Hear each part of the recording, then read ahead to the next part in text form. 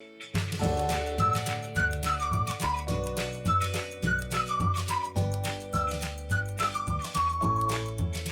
boys and girls. I'm glad you can join us for our Godly Place story this week.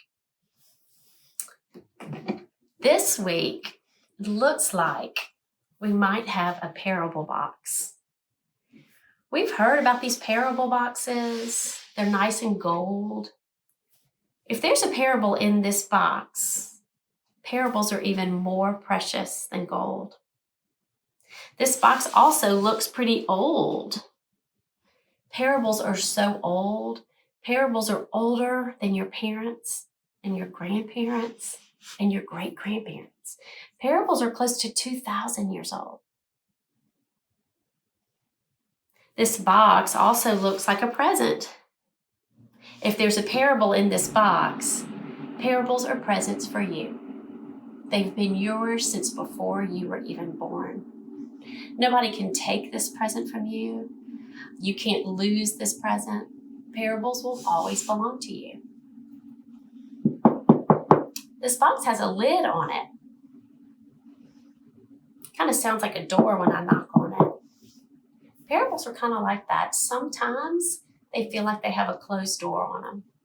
You have to keep coming back to parables, and soon they will open, and they will be for you. All right, I think all we can do now is open it up and see what's inside.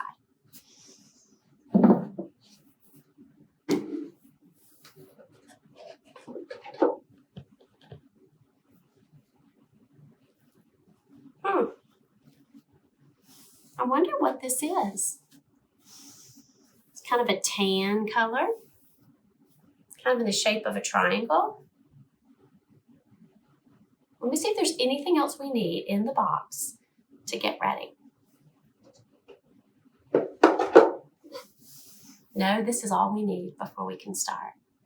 So I think all we can do now is get ready to hear the parable. Once there was someone who said such wonderful things, and he did such amazing things, that people followed him wherever he went. When they followed him, sometimes they heard him speaking about a kingdom, but it wasn't the type of kingdom that they lived in. It wasn't the type of kingdom they had ever visited, and it wasn't like any kingdom they had ever heard about. So they just had to ask him. They asked him, "What is the kingdom of heaven like?"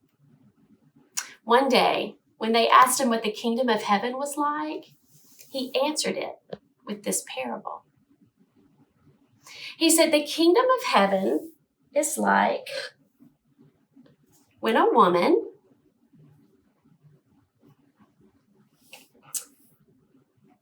takes 3 measures of flour," which is a lot of flour.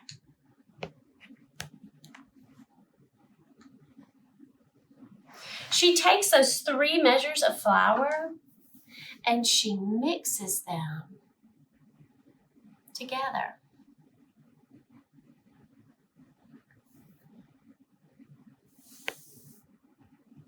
Then she gets some leaven and she hides the leaven in the mixture until the whole mixture swells up.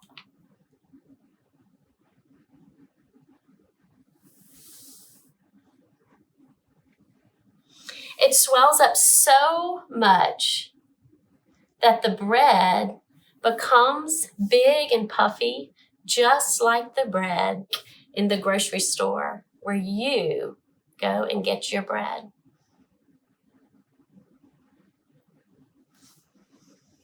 Boys and girls, I wonder who this woman could really be. I wonder what this bread could really be.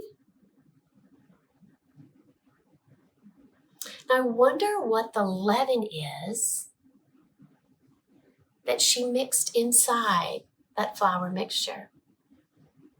I wonder what the leaven really is. I wonder what it's like for the leaven to be in the parable, and I wonder what that leaven really is in our life. Boys and girls, I wonder if there's ever a way to make this puffy bread with leaven to be like it was before, like that flat bread without the leaven in it. I wonder where this whole place could really be.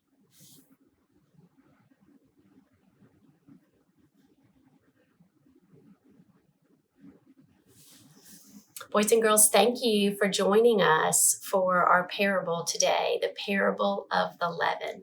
Think about these questions, talk about them with your families, and maybe you might have some time for expression time. Maybe you want to draw a picture of the story that you heard today. Maybe you want to draw a picture of a golden box, just like the parables come in these golden, valuable boxes.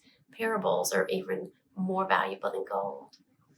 You may want to go buy some bread or even make some bread and think about how the leaven in that bread that she mixed up made it so nice and fluffy.